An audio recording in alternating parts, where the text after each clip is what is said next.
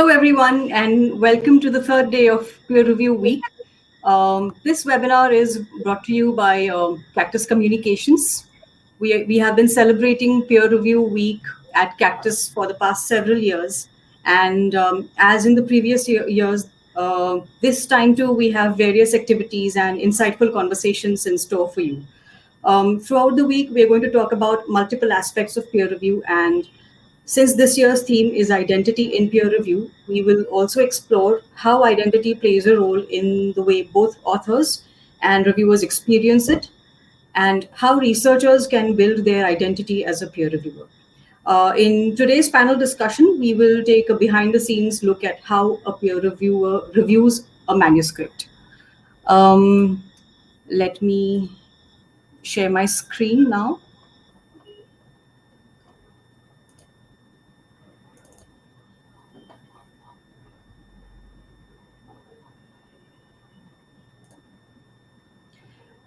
Could someone just let me know if you can see my screen?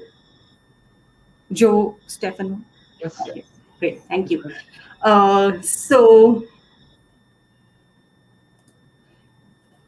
Let me begin by a brief introduction to Cactus Communications and Editage. Cactus is a technology company accelerating scientific advancement. Since its inception close to 20 years back, Cactus has aimed to make research available to the global community and accelerate research impact. With this end in view, Cactus has designed and launched several services all centered around the researcher. These services are offered through different brands like Editage, Researcher.life, PaperPal, Impact Science, Cactus Life Sciences, Cactus Labs, and Unsilo, each serving a critical researcher need. And here's a little more about Editage, which is the flagship brand of Cactus, and also the brand powering Peer Review Week 2021 at Cactus. Editage has been providing English language editing and author support services to scholarly communities worldwide since 2002. It aims to help bridge the gap between authors and peer-reviewed journals and accelerate the process of publishing high-quality research. And it does so through editorial services like editing, translation, and publication support, through author education services, and researcher communication services. And now let me introduce myself. My name is Mriganka Avati. I work as a senior writer at Cactus, and I'm the moderator for today's panel discussion. I began my career working as a science editor at Editage, and over all these years, I've played several roles here. I started out by editing manuscripts from the fields of life sciences and medicine. I trained and mentored manuscript editors, managed researcher education events, was the lead author of 3 Editage books on academic writing, and was part of a couple of global researcher survey projects driven by Cactus, both of which were aimed at capturing the views of researchers on academic publishing and other aspects of their lives as researchers. In my current role, I write and review different forms of content created to support researchers. And we have a great panel today. I'm thrilled to introduce you to them. We have Dr. Stefano Colafranceschi, Assistant Professor at Eastern Mennonite University, USA.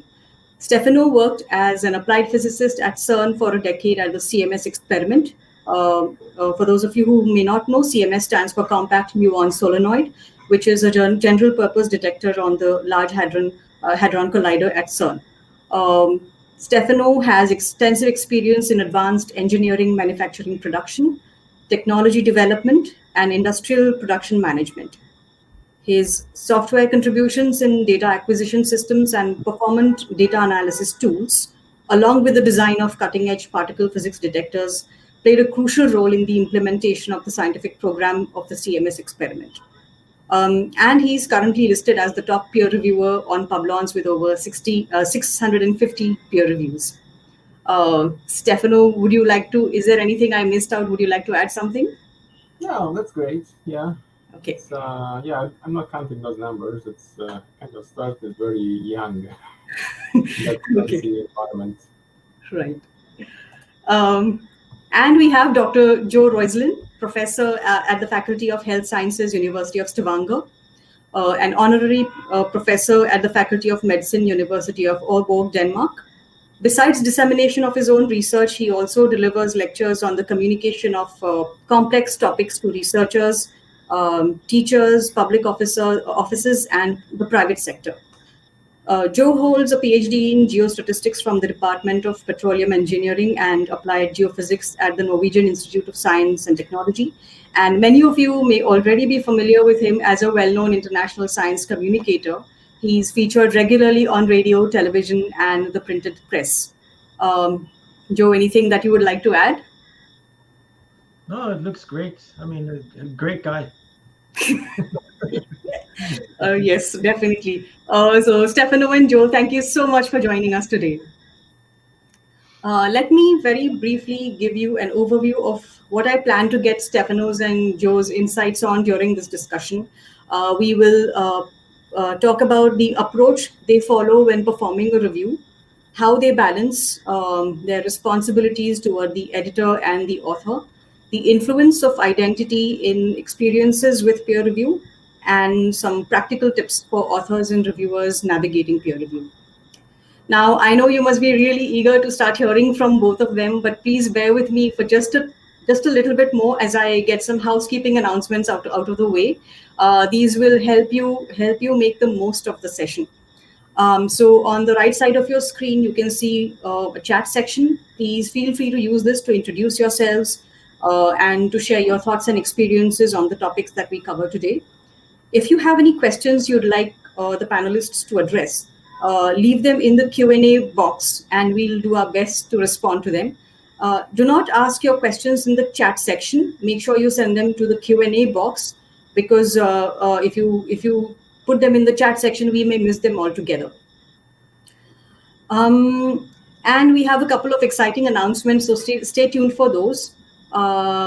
If you would like a certificate of attendance for this webinar, stay on until the end because towards the end of the session, we'll share a feedback form.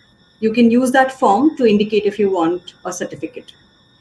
These announcements will be shared on chat as well. We'll be sharing the links that we release in the alert section too. So do head over there in case you have missed anything.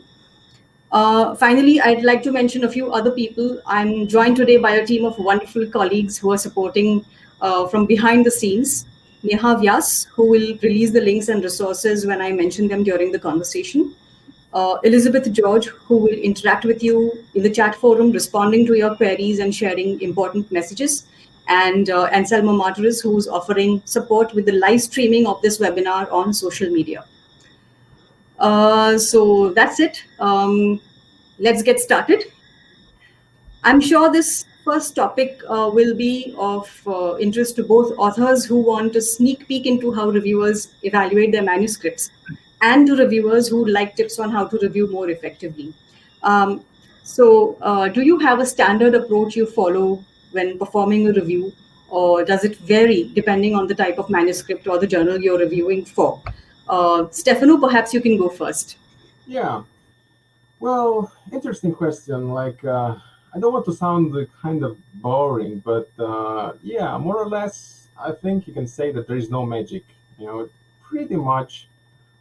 I personally have a very standard, more or less, procedure.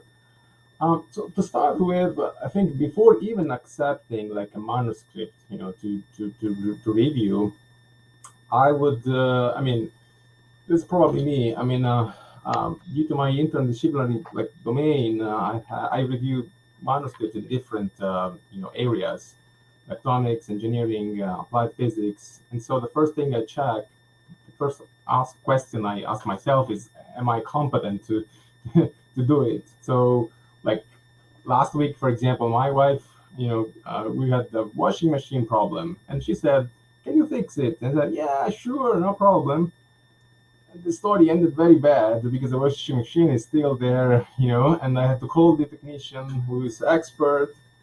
And so, before reviewing a manuscript, I want to be sure, I'm very competent and, I know the domain and, and that's, that we don't have like a pending issues like the washing machine. So the approach, my personal approach is really like kind of standard. Like I print, I read, and I write. And the second and third step, read and write, I repeat multiple times. I want to make sure like I understand the content, and I want to spot any errors, mistakes, but more or less it's kind of an established machine. So then, depending on the journal, different journals.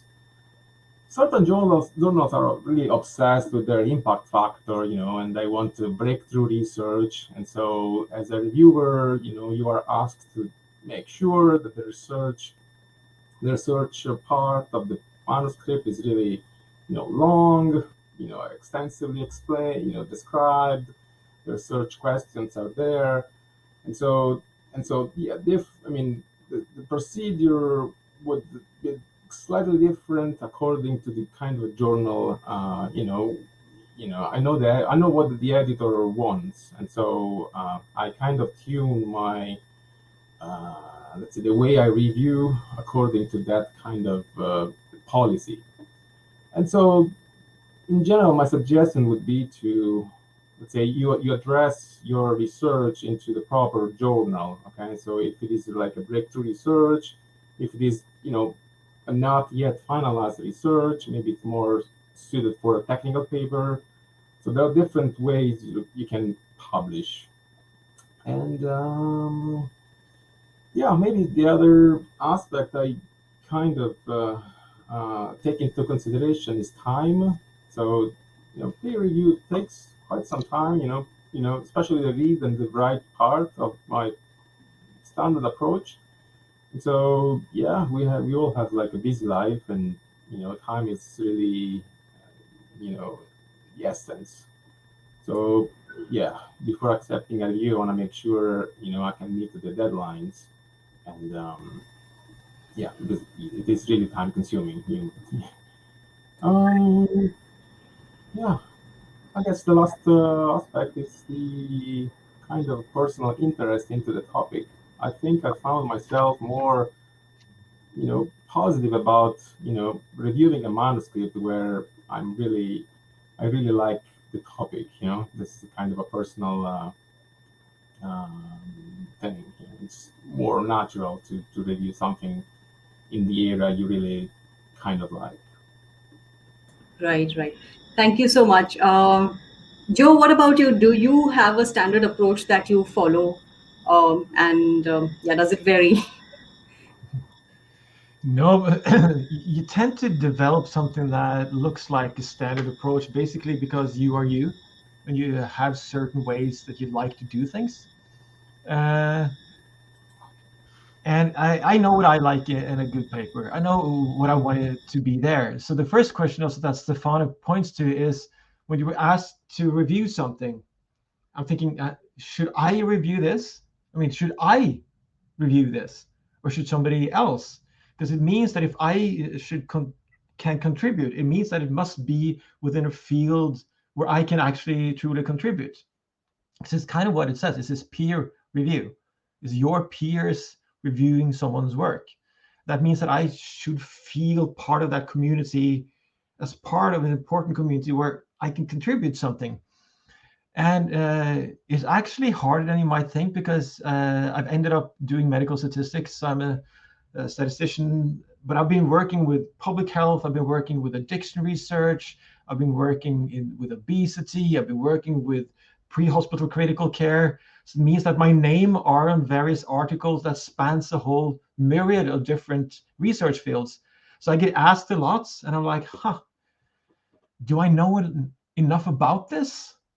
And do they ask, and does the sort of the paper ask questions and look into the field within a certain level where I can contribute?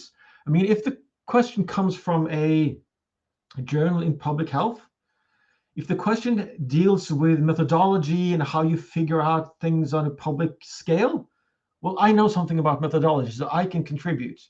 But if the whole thing comes down to what politicians should do or not, because it's that type of public health paper, I don't do health economics and stuff like that, so I might push it away. If it has to do with clinical research, well, I'm not a clinician, so So when I have said yes to a paper, it means that I think I can contribute. And I have my field of expertise, and it means that there's something that I'm always looking for. And there are two things that I'm always looking for. And the first thing is, did they do it right? I mean, everyone can come up with results. What differs scientists from everyone else is not that we have results and numbers and conclusions, is the way we came up with those results. So your methodology, that's where you show that you're doing science. I mean, our conclusions and our discussions are directly based on our results. And the result is direct consequence of the methodology you used. So the methodology must match your research questions. So that's kind of what I always point my finger to and look for. Given what they're trying to find out, did they do it the right way? So I'm rarely interested in results and discussions. It's about what you did. And if you can hear all the academic debates always going on in universities and research facilities, they rarely talk about results. They rarely argue about results. They might discuss them politely, but they argue about methodology, right? Did you measure it the right way? Did you measure the right thing? Was your statistical analysis correctly? Is it at all a statistical question, or should you use qualitative methodology? So I'm looking for, from the get-go, I'm trying to figure out whether what their research question is, does the methodology match that?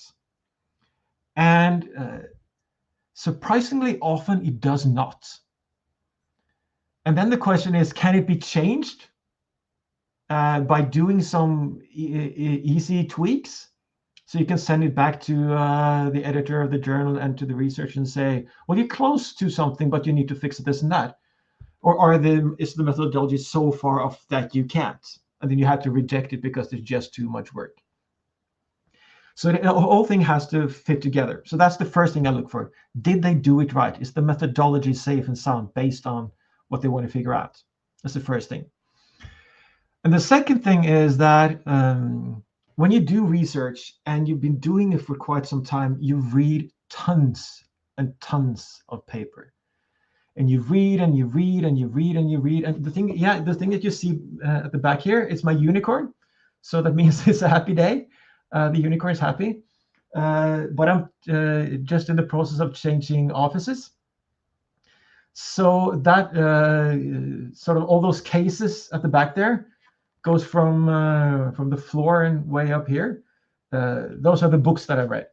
So if you want to know how much you need to read in order to become a professor, it's that much, right? So it means I've read a lot. And it also means that if I'm going to read another paper, I want it to be well presented. I don't want to struggle to figure out what they're trying to do and why. So as a reviewer, I tend to put myself in the position of the reader of the article.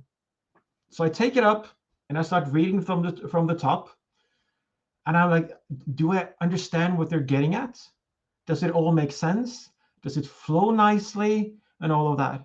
And I tend to be probably a picky son of a bee, where I just point to things that I don't get this. Because it shouldn't be the way that I have to read the whole thing from beginning to end. Then I go back to the beginning to understand what they were trying to do. So I'm looking for a consistent line that sort of follows all the way through from beginning to end. So those are the two things.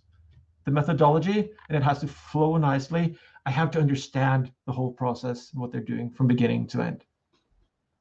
Okay, those are wonderful insights. And there's a related question I'll ask you specifically towards the end. But I'll move on now to the next question. So as gatekeepers of academic knowledge, peer reviewers have a primary responsibility toward their discipline. And they also have a responsibility to the editor of the journal and to the authors of the manuscript they review. So how do you manage or balance these responsibilities? Joe, maybe we'll start with you first. Yeah, it depends a little bit on where you feel that, where you have most responsibility, right? I mean, I'm a family man. I have kids and I have a wife, and of course, my responsibility to my kids and my family rate is high, and it's higher towards my family than towards my friends. But it's higher to my friends than towards people I don't know. So it's not about ranking where you are. So you have responsibilities to authors, you have to editors, you have to a lot of people. But I'm a research scientist not because I'm a publisher. I'm a research scientist because I think that knowledge is the greatest thing mankind has. I mean, without knowledge, we just stop. And in order to solve many of the problems that we have, we need to get more and more knowledge. So to me, my main responsibility is with the science. It is with, is this done right? And so kind of it comes back to, is this good science? Will me accepting and saying thumbs up for publication, is that the right thing to do for science, or is it not? And of course, my name is related to the science that I put my name on, right? When I publish things, my name will be on that piece of paper forever. Everyone can Google it and will find my name on those things. So when I write papers myself, I try to make sure that I can be proud of it 10 years later, 50 years later. And when I review papers, I also want to say that, oh, that's fine. That should be published. So good that I did that thing. So to me, that responsibility is kind of the most important thing. I know editors don't want to like to hear that. But no, the editors and the journals are incredibly important because that's where we publish our papers. So they are sort of gatekeepers in another way than we are. To me, the science is kind of where my heart lies and where I think my responsibility as a reviewer ranks highest. And then the rest of them comes on the list further down. I'm sorry, the authors, I don't know who they are. I mean, I understand that this is an important piece of work for them. But when they're dead, their piece of work will still live on. So that's actually more important to me. I'm not sure if Stefano, do you agree? Stefano, I'm asking the questions. I'm sorry. that's fine. Stefano, would you like to add your views as well? Yeah, I was thinking about the Peter Parker principle. You know, Spider-Man. So with great power comes great responsibility. That's always the case, you know. And I think like a researcher is a good citizen. Like as a good citizen, you would take care of your house, of your neighborhood, of your city, of your society. And so I think a researcher is a good citizen for science. So I think, you know, the authors, the journal editors, the researcher, they work together for as a community. They do good for the community. So in some sense, they all serve the humankind, as Joe said, you know, for science. Sometimes, you know, I guess authors, they look at the, you know, the reviewers as, you know, not the enemy, but it's kind of, when I kind of started a long time ago, I was told by my supervisor, you know, now you have to review articles, you have to be tough, you have to be strict, you have to, you know. So I wasn't told, you know, this kind of, wasn't instructed to deal with the community. But down the road, I kind of shifted the perspective, and now I agree with Joe. Like it's for science. It's a community that we work all together with different responsibility, different roles, but for the common good. Okay, those are some very interesting and useful insights.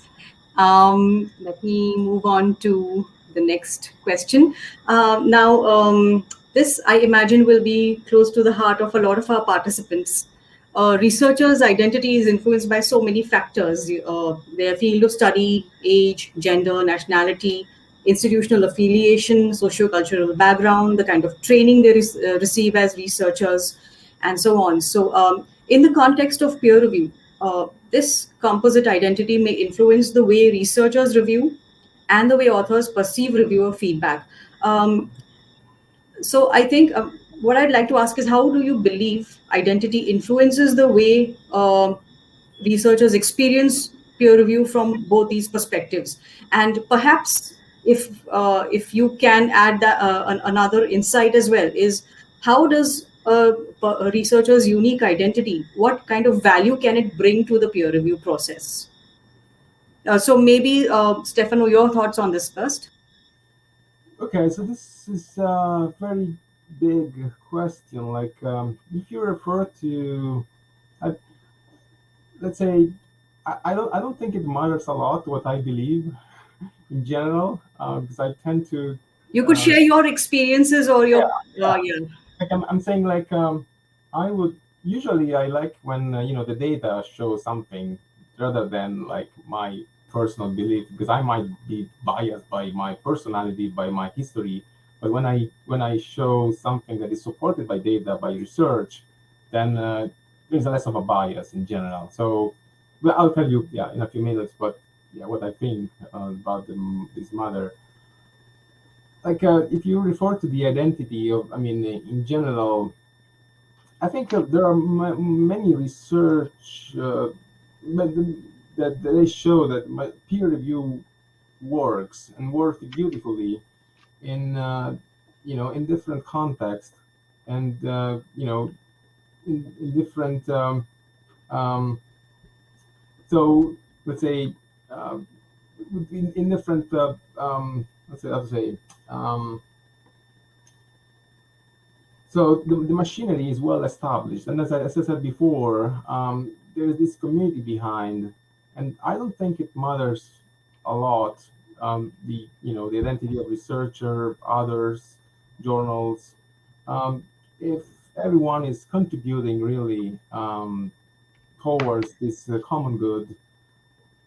My impression, and I think this is supported by the data, it would show you that it doesn't really matter. So the quality of peer review would still be, valuable on the process itself. Joe, your views, and perhaps if you also, like Stefano, would not don't have anything you believe in, if you don't have any strong beliefs about whether the identity influences peer review experiences, maybe you can just share an insight into how it might add value to a process. No, I think the question is funny. I think it's interesting in the sense that I've changed my mind about this as I've been doing more and more research, because I started out doing mathematics. I got a PhD in stochastic model and probability theory, but so that is, I mean, really hard science. But my PhD was done in a faculty of engineering, which is applied. So to me, going from mathematics to engineering was incredibly soft. And then I went from engineering and did my PhD, and then I went further on to medical research because I kind of like people. I'm a talker, so I like people. And then from clinical medical research, I've ended more up to health research. And then you end up in sociology and social sciences. And then now I've also been doing a lot of science communication, and I'm running qualitative research papers on how to communicate in the best possible way. And sort of that traveling from mathematics through engineering, natural sciences, medicine, social science, communication, you kind of realize that on the end over here, where the data says one thing and that's what it says. I mean, you do study on gravity, and if I drop this pencil, it doesn't matter who's dropping it because the same thing is going to happen over and over again. Then it's easier to be objective because there's not really much influence a human can do. So you can be strict in terms of methodology and follow the logic. But of course, as there's more and more society and culture involved in the research project, regarding, I mean, who you are, you will see different things. I mean, I'm a white male from Europe in my 40s. Of course, I see the world in a completely different way than many others. And me thinking that I'll be objective when I view this research, Of course I want. I mean, we're all swimming around in culture, swimming around societies. It makes it makes it harder to be a reviewer because there's a lot of things that you can't really grab hold of. But still, it's called peer review. We need like a safety net on any type of research.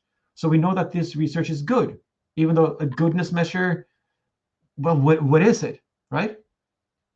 And in that sense, the whole idea that we do review, good thing, but it also shows us that we need more reviewers on every single paper so that different eyes get to look at the research to see whether it's sound or not. And even in medical science, where I've done maybe most of my research, it's incredibly important that you have people who work in the clinic, that you have professors from the medical faculty, that you have statisticians, that you have different people. And it's not very uncommon that one or two of the reviewers will give it a thumbs up. And the third one says, this is not good. Because the eyes you're looking at the research with will tell you different things. So yes, it will influence it. We will try to be objective, but can only be objective from where we stand, right? So that's why I didn't do that when I was younger, but I started doing it when I become older, that I kind of do like a small disclaimer when I do my review work, telling a little bit more where I come from. And you don't have to say that I come from Norway and I'm 40x something years old and blah, blah, blah. But just rephrasing the research questions using your own words will tell the author and the editor something about the eyes that you are looking at the problem with and what you can expect to come. So identity matters, and I mean, I think we're way past that. We think that science can be truly neutral. But still we strive, as Stefano said, we're trying to keep sort of the straight line. Is the research hypothesis safe and sound? Did they do the right thing? Did they follow it correctly? Were the numbers presented correctly? We're trying as good as we can, though. And I must say,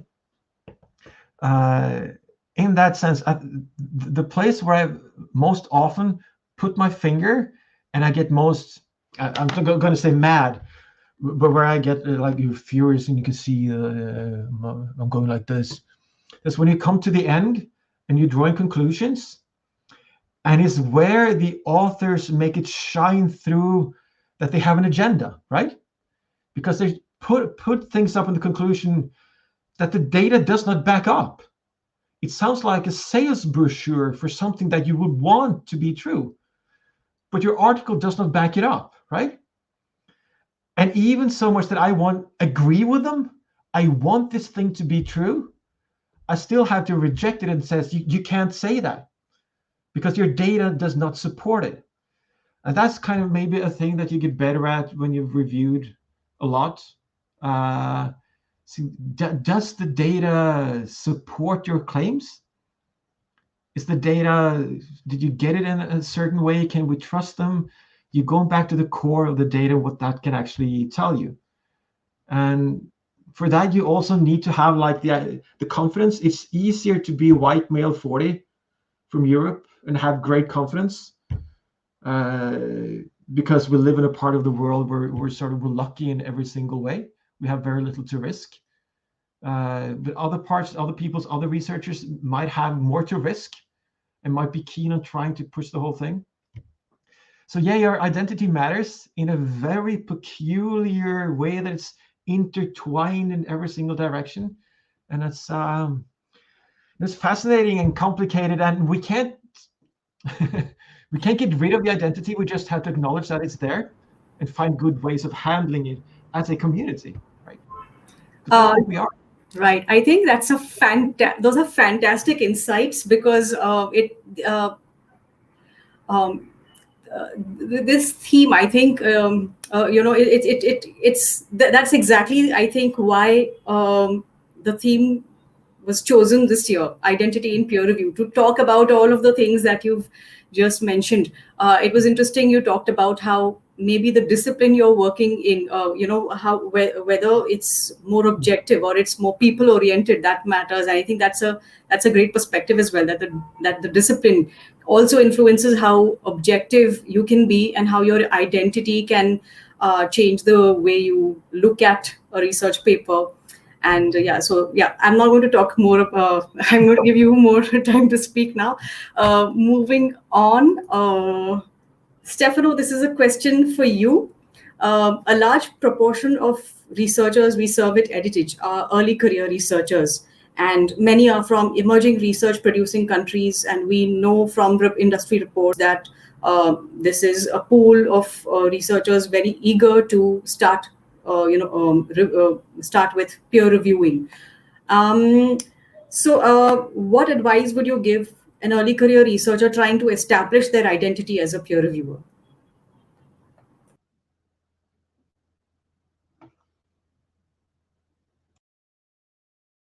Stefano, you're on mute. Oh, sorry. So I was saying, like, I think this is like a marathon. It's not just a sprint. It's just not something, quick.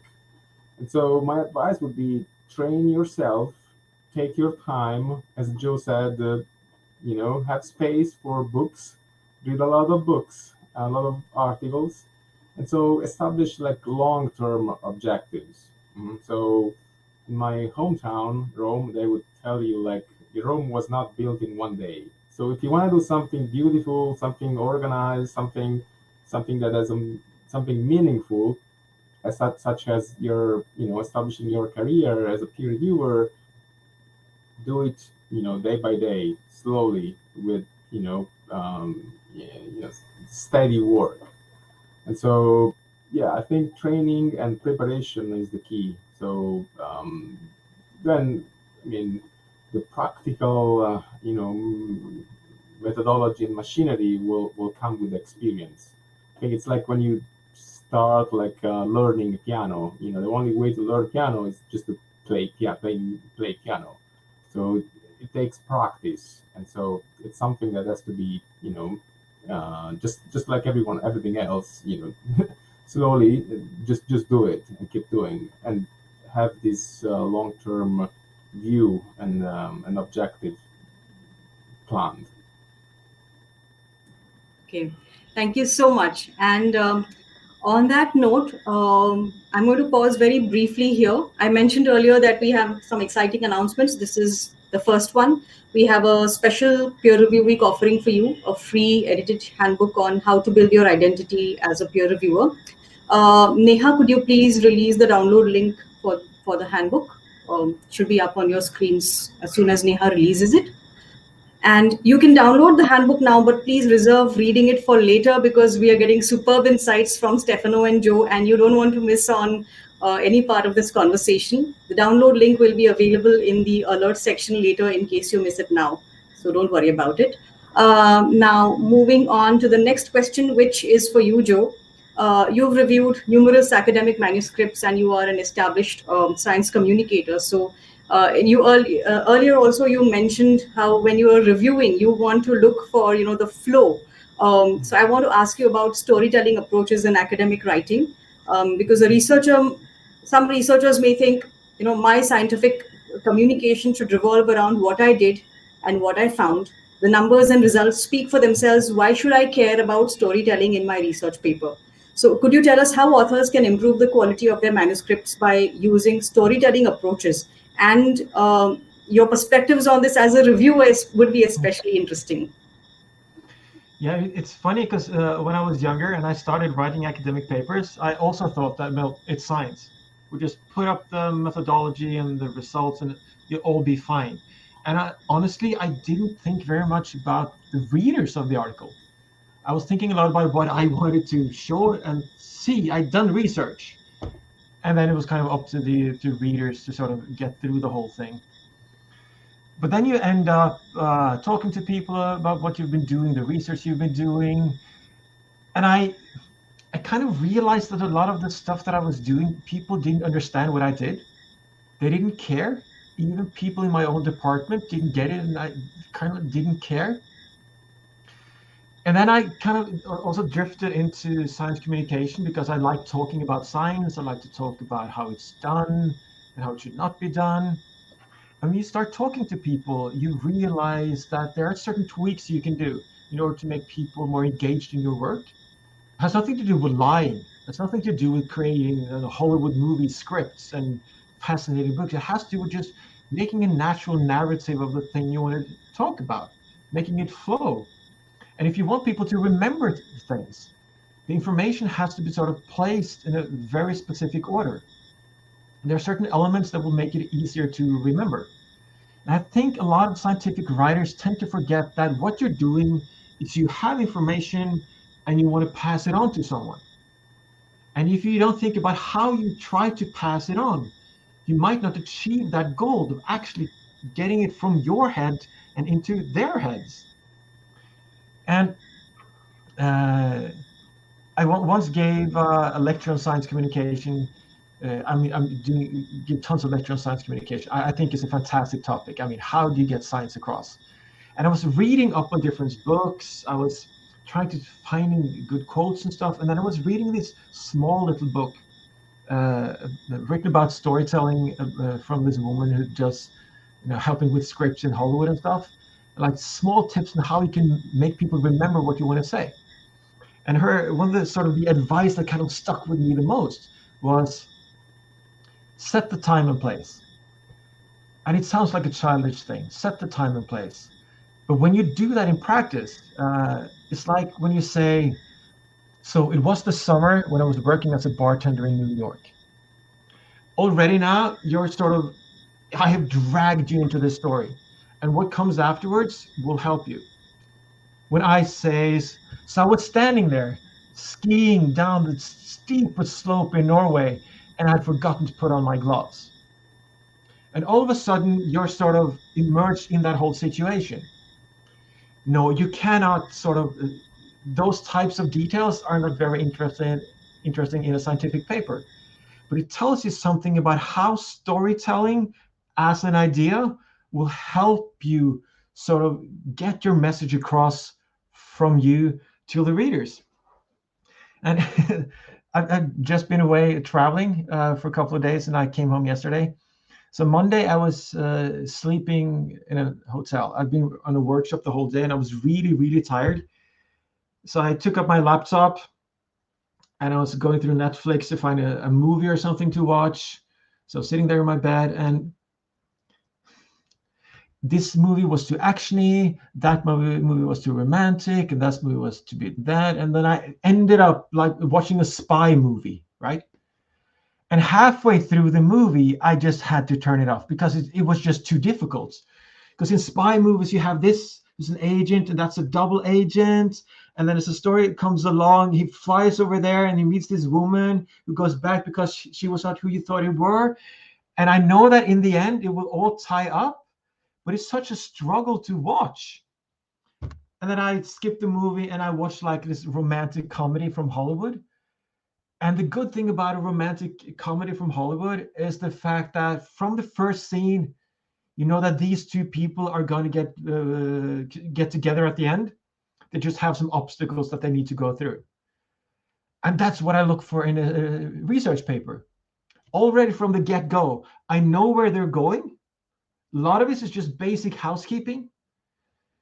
But just drag me nicely through all of this, and I will follow you all the way. And maybe your paper is going to be one of the papers that I carry with me, that I pass on to others, because that's what you want good research to do. You want your research to not be read by one person, but that one person reads it and says, oh, this was really great. And then they send it on to their friends and their colleagues. And sort of the paper gets a life on its own. And for that to be, that to happen, it must be readable. You need a narrative that everything runs smoothly. You don't need to be an expert Hollywood storyteller, but just looking at what they're doing to grab people's attention, to make sure that they remember the story, would make many scientific papers way better to read and way better to follow. And I must admit, I see it's 16:44 here in Norway. I should be done in 1 minute. But the last thing I want to say is, I mean, after I've done science communication for a bit now, writing scripts for TV series in Norway and Scandinavia and Discovery Channel, what you realize that there are some simple things that you can do to make the whole thing flow better. And now my academic articles are way better because they flow nicely from the get-go. People like to read them. And my first scientific articles, nobody read them because they were too hard to read. Even for those who were interested, it didn't work. So when I do peer review, that's what we're talking about, I'm always incredibly happy when someone actually put effort into trying to make the whole thing readable, right? They're thinking not about just what they want to say, but think about me as a reader, so that I would like to read it. And if you can manage to do that, make me like to read it and want to read it again, then your science and your research will actually reach a larger audience. And that thing that you did will be read by many. I mean, how great is that?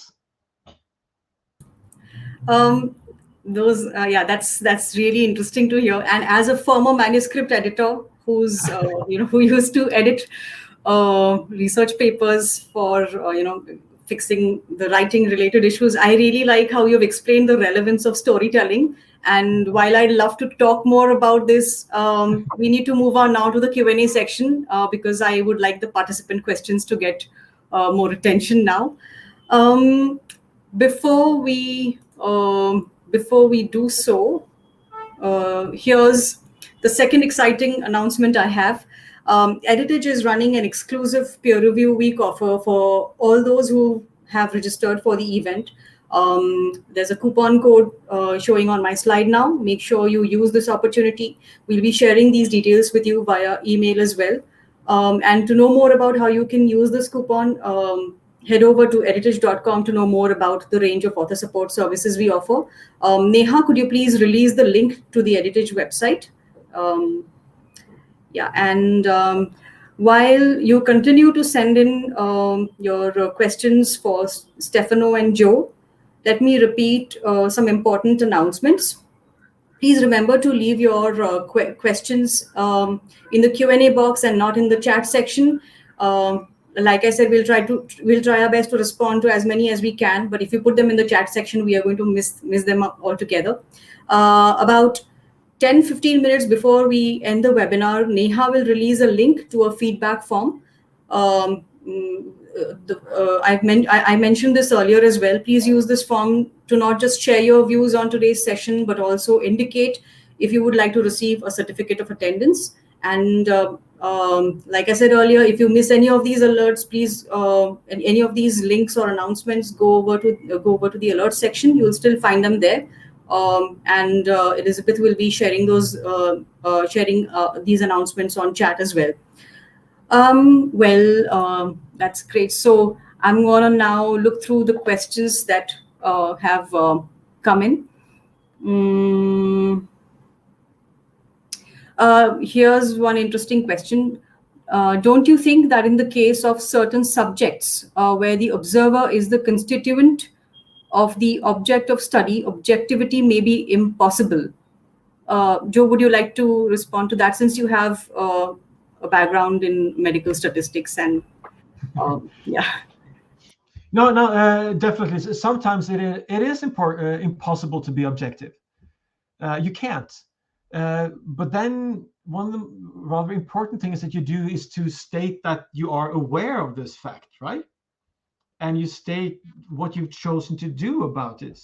And we're in one of the research projects that I'm a project manager for now. We're doing research on communication, but it's actually someone in the group doing the communication that we're doing research on.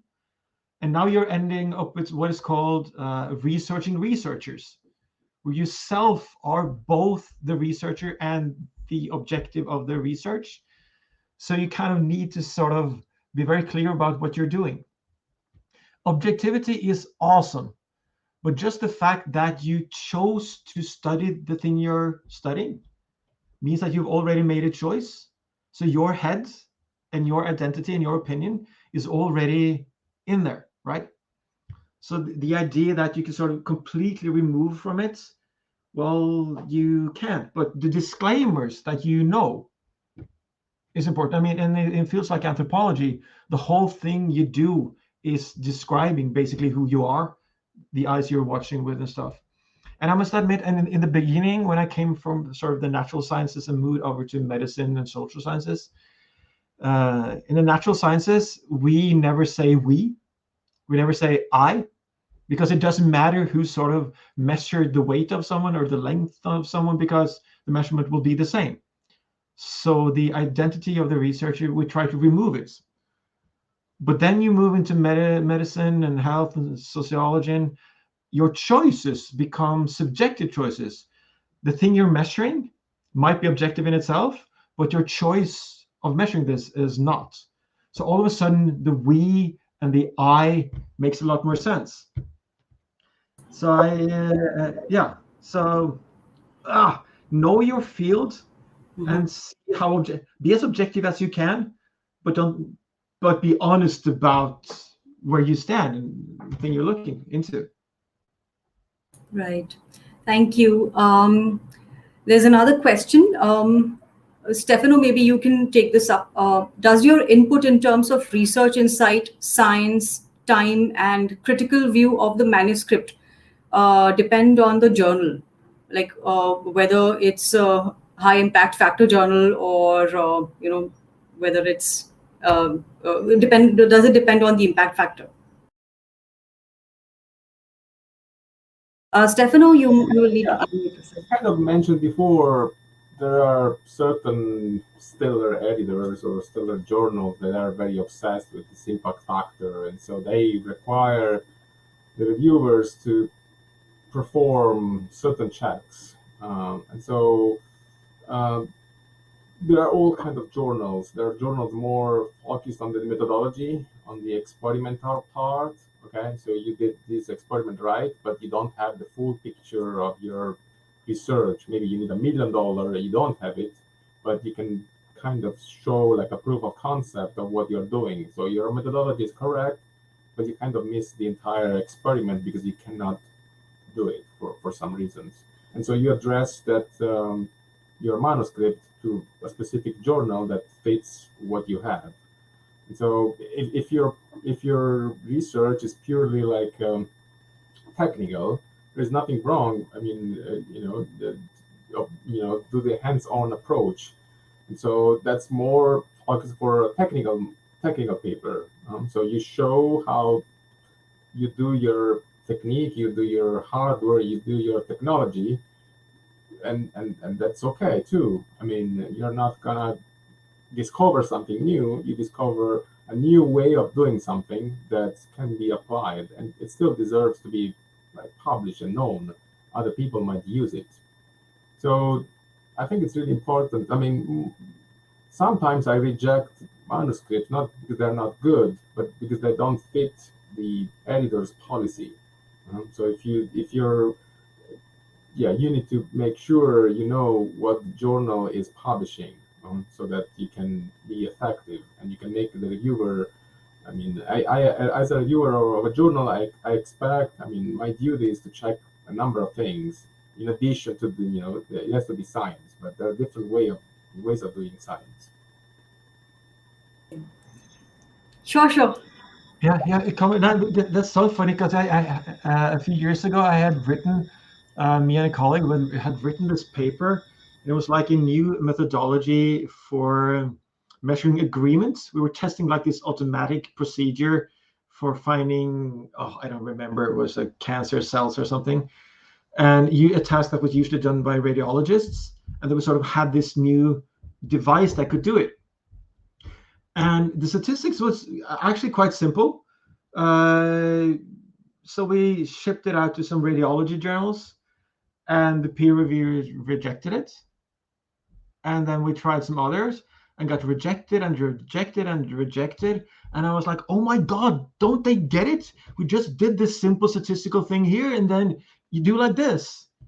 And I was like, oh no, they don't get it, because it's way more statistical than I had imagined.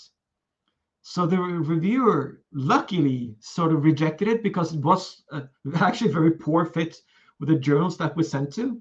And then we eventually rewrote it into a statistical paper because it was a statistical methodology paper. And then no problem, straight ahead.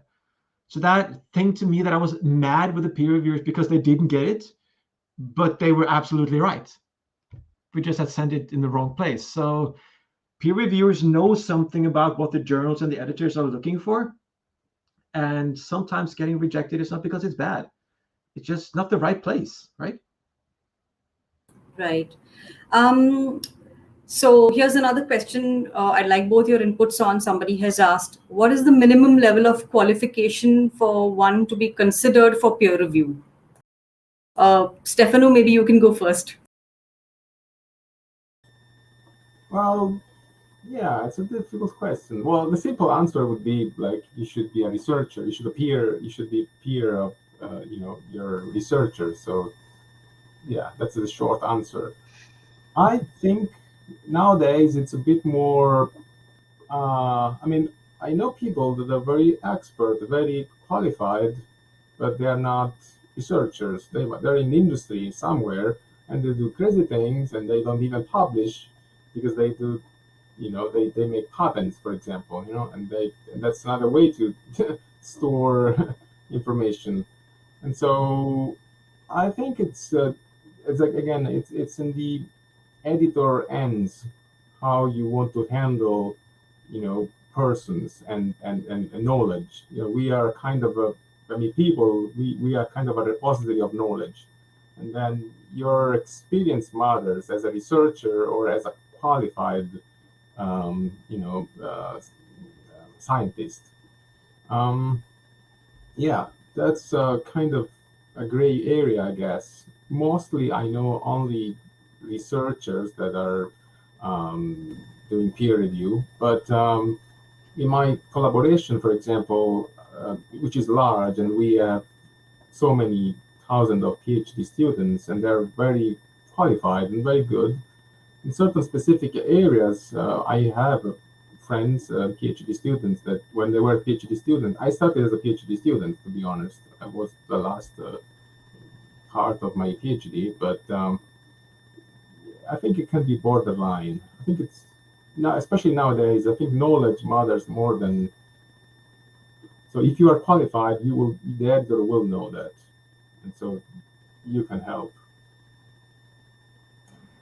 Joe, would you like to add your views as well? Yeah, no, it's funny because I was sitting here, I was listening to Stefano, and I was thinking, what would I answer to that question? Because on the one hand, it's called peer review. You're supposed to be reviewed by your peers. So peer review means that there are other research scientists within your field. That's what it means. But on the other hand, what you need to know is something about research, and you need to know something about what a research paper is. And if you go to journals where they publish novels and fictional work, many of the editors that will go help you go through your text, they are not able to write books themselves. They're really good at recognizing a good book or recognizing what needs to be done, but they can't build it from scratch up. So, I mean, you probably read tons of research papers. You know what, and you know something about science. So you could probably be a great reviewer. You might not be a peer reviewer, right? Because you're not into that field yourself. As Stefano said, it's a gray area. What are we looking for? I mean, we know that in universities, some of the best researchers aren't the best lecturers because researching and lecturing are different qualities. And we're trying not to force great researchers who are poor lecturers into giving poor lectures, but maybe trying to find good lecturers, right? And reviewing research papers, do we need great researchers who are poor at reviewing to do it? Or should we develop new reviewers who are better at that role? Good question. I don't know. Yeah, that's a great insight as well. I mean, yeah, I think that's really interesting. I mean, that's the so I come from a background of because of my editing experience. I have experience with medical manuscripts, and I know that a lot of medical journals include patient peer reviews as well to add their perspective to papers. So I can see why it's more relevant whether someone is familiar with what exactly the purpose of a research paper is and how it should be evaluated. So yeah, that's a great insight. And I kind of lost track of time there, but yeah, we need to close the session. So that's it for today. Then this has been an exhilarating discussion. Thank you, Stefano. Thank you, Joe, for sharing such valuable insights. Neha, Elizabeth, and Selmo, thank you for all your support tonight. And thank you everyone for joining us today and being such an engaged audience. We hope to see you again in the other Editage events planned for the rest of peer review week. In case you'd like to read more about Editage and miss the link we shared earlier, Neha, can you please release the link again so that people can go to editage.com, and don't forget to claim your peer review week discount. So goodbye everyone, and have a great week. Joe, Stefano, thank you once again. This has been it's been a great privilege talking to both of you. Thank you. Goodbye.